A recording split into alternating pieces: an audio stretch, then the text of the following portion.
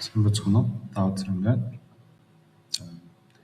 энэхүү төслийн зорилго нь ROS 2 OpenCV хоёрыг одоо SV Bridge ашиглан видео бичлэгийг одоо ROS topic-оор дамжуулж бичлэгийн улаан ногоон цэнхэр өнгийн эзлэх үеийн бодит цаг хугацаанд одоо тооцоолох систем гэж төршнө.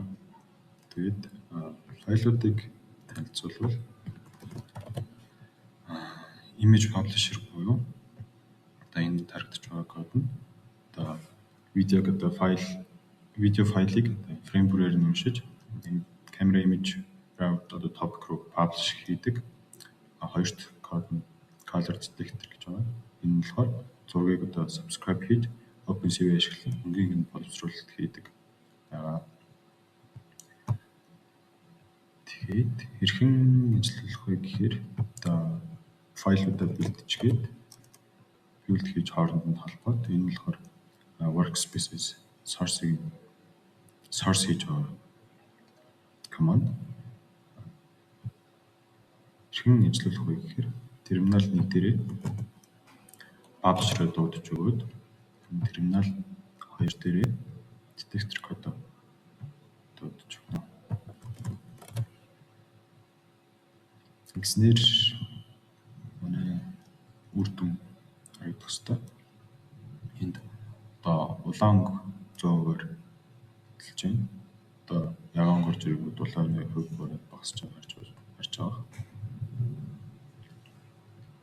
Тэгээд нэг юм шалгахыг хүсвэл терминал 3 дээрээ хэдэн секундэд хэдэн удаа publish хийж байгааг харж болно.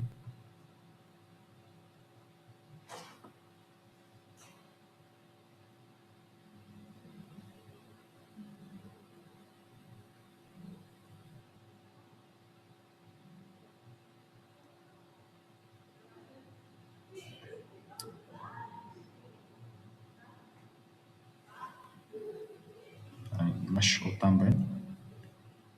Тэгэхээр шин жоохон delay үүсэх магадaltaй гэж хэлж байна.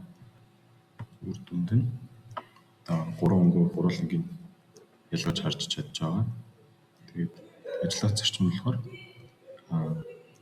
цонхныхаа нийт хүрээнд одоо фрейм бүрийн бүрт нь хуваагаад улаан өнгө нь нийт фреймийнхаа хэдэн хувийг эзэлж байгаа вэ гэдэг болд хийсэн байгаа. За тэгээ анхаарлаа татсан баярлалаа.